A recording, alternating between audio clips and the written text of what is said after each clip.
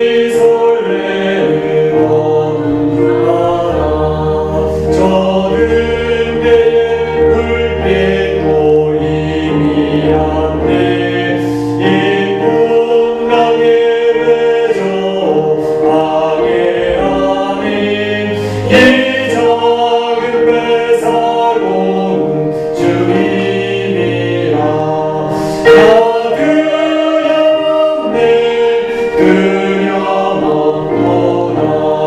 주 예수님께여 계시노라 이 흉흉한 나라를 맞이하며 저 소망의 나라에 이르리라 풍성한 이 배를 위협하며 자기 눈물이 빨려 달려내라 이 바다에 노자어 방해하니 이 작은 배 사고는 주님이라 그녀없네 그녀없구나 주 예수님께여 계시노라 이 흉흉한 바다를 맞이하며 저 소망의 나라에 이르리라 큰 소리로 물결을 명하시며 이 바다는 고요히 잠자리라 저 동역이 환하게 밝아올게 나 주와 함께 이 바다 건너가리 너 그녀없네 그녀없구나 주 예수님께여 계시노라 이 흉흉한 바다를 맞이하며 저 소망의 나라에 이르리라 아멘. 442장 되겠습니다. 442장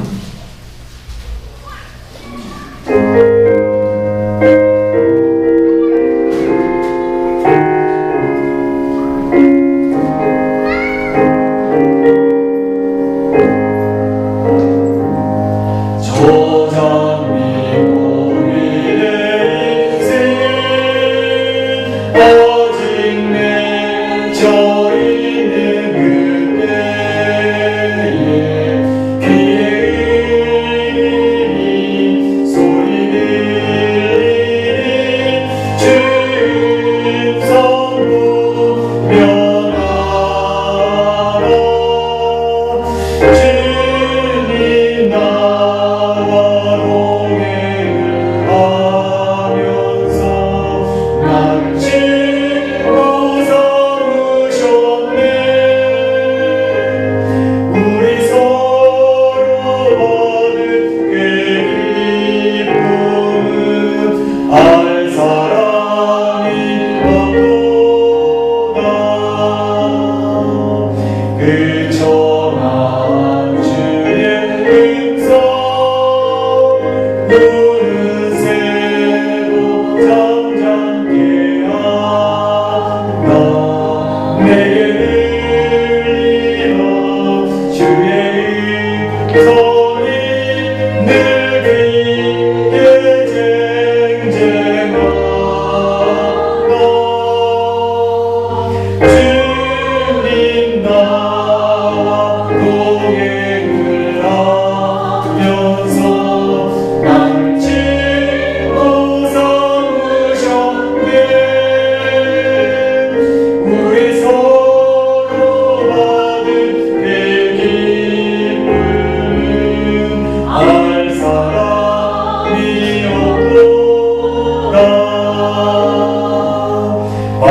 기뻐 동산하네 주와 함께 있으려 하나 괴로운 세상에 할일 많아서 날 가려며 하신 너 주님 나와 동행을 하면서 나를 친구 삼으셨네 우리 서로 받은 그 기쁨은 알 사람이 없도다. 아멘. 450장 찬사 하면서 하겠습니다. 450장. 내 평생 소원이로군.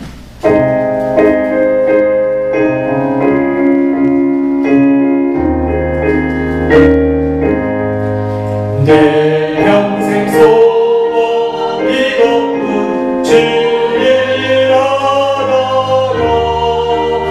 이 세상이 멸하는 날 주 앞에 가리라 꿈같이 헛된 세상이 취할 것 뭐냐 이 수고한 말하여 헛된 것뿐일세 불같은 시험 받으나 겁내지 맙시다 구주의 권능 크시니 이기고 남겠네 금보다 귀한 믿음은 천국에 들어라 이 진리 믿는 사람들 다 복을 받겠네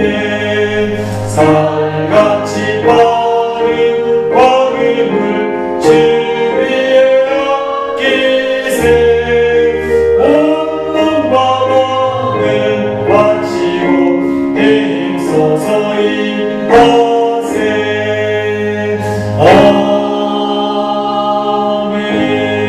아멘. 성경 말씀 보겠습니다. 히브리서 11장 7절 말씀부터 보겠습니다. 히브리서 11장 7절부터 10절 말씀까지 히브리서 11장 7절에서 10절 말씀까지 한번 같이 한번 읽어보도록 하겠습니다.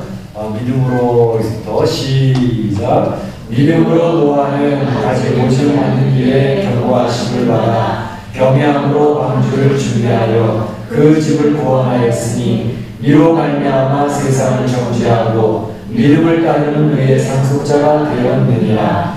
믿음으로 아브라함은 부르심을 받았을 때에 순종하여 장래의 유업으로 받을 땅에 나아갈새 갈 바를 알지 못하고 나아갔으며 믿음으로 그가 이방의 땅에 있는 것 같이 약속의 땅에 거류하여 동일한 약속을 유업으로 함께 하는 이삭과 야곱과 더불어 장막에 거하였으니 이는 그가 하나님을 계획하시고 지으실 터가 있는 성을 알았습니다. 아멘. 우리가 지난 시간에 살펴봤던 내용 계속해서 살펴보도록 하겠는데요. 우리가 지난번에 살펴봤던 내용은 이제 그 예배의 본질에 대해서 생각을 해봤습니다.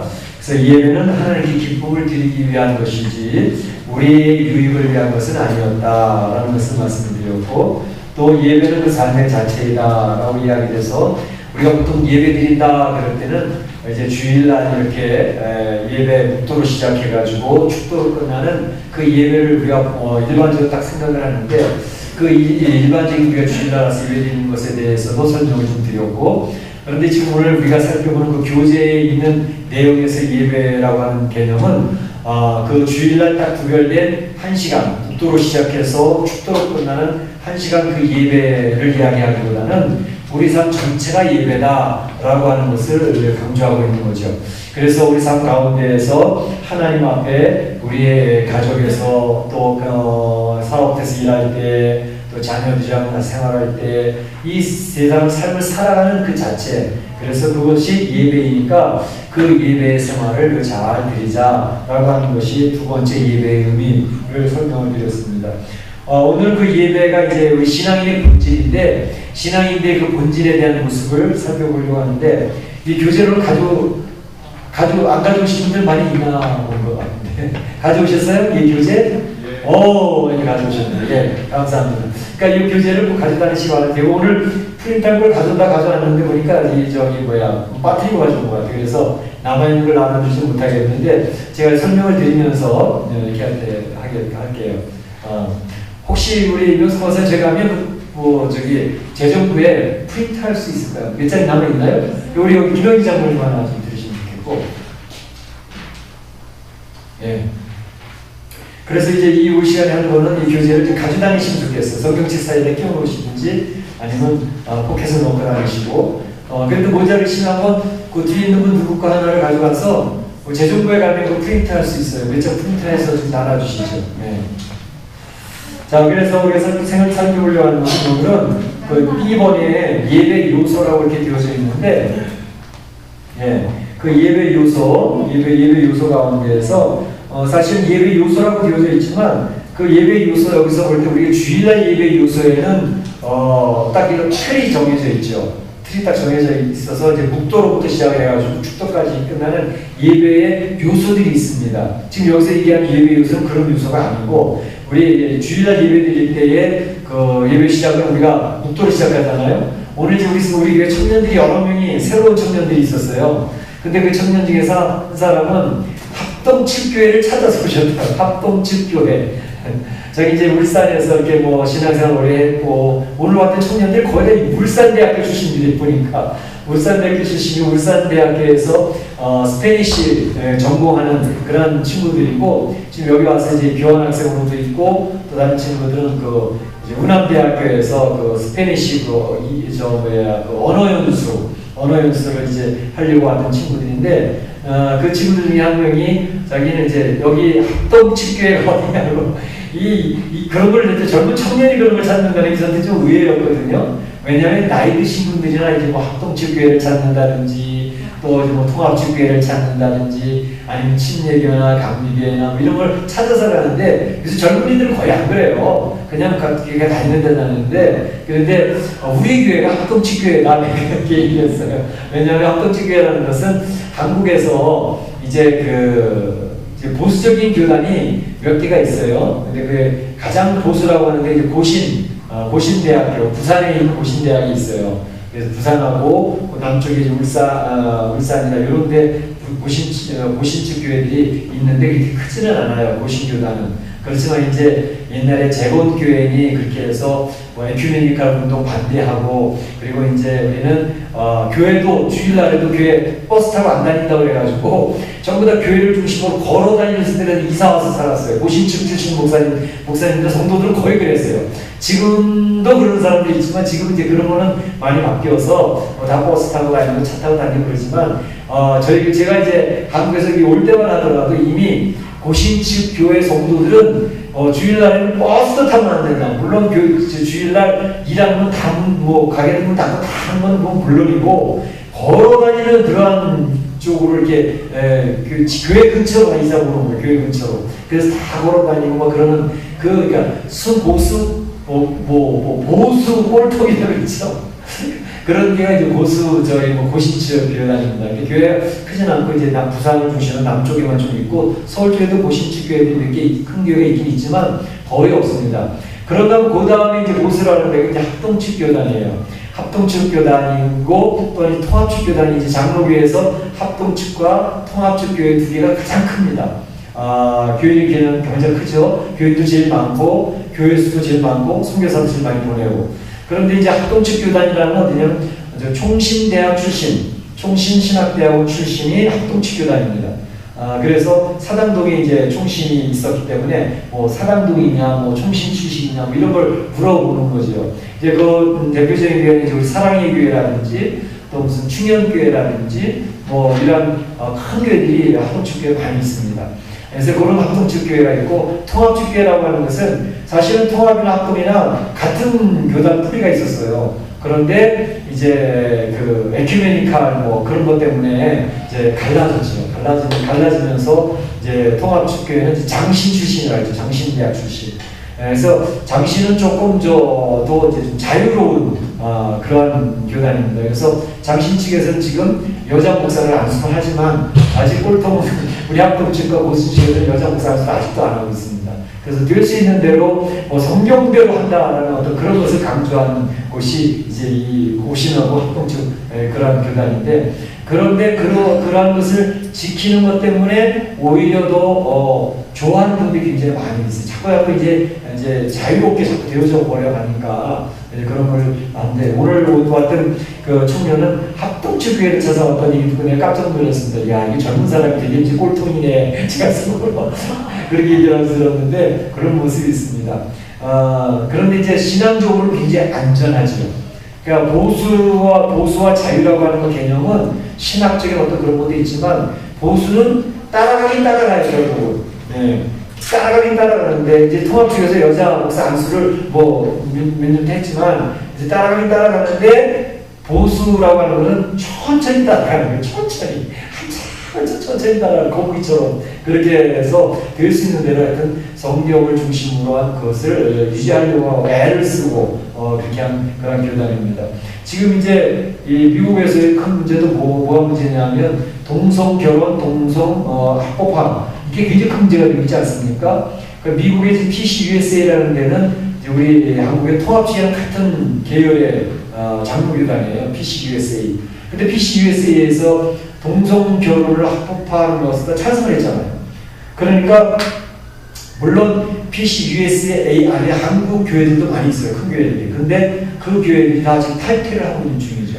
아무리 그래도 우리가 아무리 자유롭고 자유사상을 중요하고 하는 것이지만 동성결혼에 대한 것은 성경에서 분명히 반대하는 것이기 때문에 우리는 거기 교단이 그렇게 정했다 하더라도 우리는 따라갈 수 없다. 그래서 한국 교회들, 큰 교회들이 지금 교단 그 PCUSA라고 하는 장로교에서 탈퇴하고 있는데, 근데 그 교회는 탈퇴를 하려고 하니까 탈퇴를 못하게 하려고 노예에서 어떤 일들을 정했냐면 너희들 교회 탈퇴하려면 좋다, 나가라. 근데 교회 재산은 다 내놓고 나가라. 그렇게 얘기했어요. 교회 재산. 그래서 교회당 멋있게 지어놓은 교회 안에 있는 뭐 헌금, 재산, 동산, 부동산 다 포기하고 나오는 거예요. 교인들이. 그래서 이제 그렇게 나오는 교회들이 여러 교회들이 있고, 어떤 교회들은 우린 남아서 끝까지 투쟁할 거다. 우리는 동성결혼 합법화 인정하진 않지만 우리는 나가지 않고 이 안에서 투쟁을 해서 그것을 다 취소시킬 거야. 그러고 남아있는 이제 한국 교회들이 좀 있고, 그래서 미국에서는 지금 그 문제가 굉장히 큰 이슈가 되어져 가고 있는 거죠. 그게 PCUSA이고, 그 다음에 이제 우리 합동측 계통의 장로교단이 또 있는데, 그 PCA라는 교단하고 또 한국교단 중에서도 이제 PC라고 하는 그런 교단도 있고, 장로교단, 한국교 장로교단 여러 군데가 있습니다. 근데 어쨌든 우리 한국교회의 본류는 합동축교단과 통합축교단 이 두 개가 한국교회의 거의 70%를 차지하는 그런 교단인데, 한국교회에서는 우리 합동측이나 통합측이 뿌리를 내릴 수 있는 어떤 그런 문화적인 환경이 됐어요. 유교적이고 어른들 잘 섬기고 이제 보수적이고 그런 것 때문에 한국교회에서는 장로교회가 가장 큰 교단이 되어졌고, 뿌리를 내리는 것도 합동측과 통합측이 가장 큰 뿌리를 내리고, 우리 합동측 장자교단이라고 그러죠. 형님교단이라고 그러고 통합측 서로 이제 그렇게 하긴 하는데, 그래도 합동측이 훨씬 더 강력한 힘을 가지고 있죠. 그래서 그걸 설명을 잠깐 드렸고, 왜냐하면 성도들, 우리가 이제 합동측 계열의 교회니까 그런 어떤 역사적인 배경도 알 필요는 있다 싶어서 설명을 좀 드렸습니다. 그런데 바로 여기서 이제 예배를 드릴 때 그 친구가 하는 얘기 그 얘기예요. 오늘 예배 딱 참석을 했는데 한국에서 예배를 드리는 예배 순서가 똑같다는 거죠. 자기가. 그래서 이게 합동측 교회가 맞구나 그런 생각을 했다는 거고, 또 한 가지는 설교를 들어도 이 합동측 목사님들 설교하는 것과 통합측 목사 설교하는 것과 감리교 설교하는 게 설교의 이 흐름이 틀려요. 이제 맨 처음 우리는 여러분들이 여기서만 들었으니까 항상 그런가 듣지만 나중에 보게 되면 합동측교회 목사님 설교와 통합측교회 목사님 설교가 틀립니다. 듣다 보면 틀려요. 그래서 그렇구나. 합동측교회 목사님들은 대부분 성경을 중심으로 한 설교를 합니다. 그러니까 성경에 있는 내용을 설명을 하고 거기에 적용을 하고 그래서 성경에 있는 내용 중심으로 많이 하는데 통합측교회 설교는 되게 세상 사회적인 현상 같은 것들을 많이 합니다. 저도 가끔 얘기하긴 하지만 이제 사회적인 동성결혼 이런 얘기 많이 하고 또 사회에서 이렇게 해서 우리 그리스도인이 정부에 투쟁도 해야 되고 정부에 잘못되면 잘못되라고 얘기도 해야 되고 이런 것들을 굉장히 강조를 많이 하죠. 그래서 그런 어떤 설교적 흐름이 좀 다릅니다. 그러니까 성경의 합동측 설교는 될 수 있는 대로 어쨌든 성경에서 이야기하는 것을 설명하고 성경에서 얘기하는 것을 가르치려고 애를 쓰고 있고 그래서 그걸 중심으로 하는 그 설교의 흐름이 들립니다. 오늘 왔던 친구가 그 얘기 딱 하더라고. 여기 보니까 제가 한국에서 쭉 신앙생활 했던 그것을 마치 그냥 모교에서 예배를 드리는 것처럼 똑같은 그런 느낌을 느꼈다 이런 얘기를 하더라고요. 그러니까 그런 게 있어요. 예, 이제 우리 여러분들이 한 군데서 신앙생활 쭉 하고 그러시니까 그런 어떤 그런 게 잘 안 느껴질 수도 있는데 그렇습니다. 그래서 이제 예배의 그 흐름 자체가 주일날 드리는 예배는 북도, 그렇죠? 그리고 주말에 보게 되면 이제 저희 이제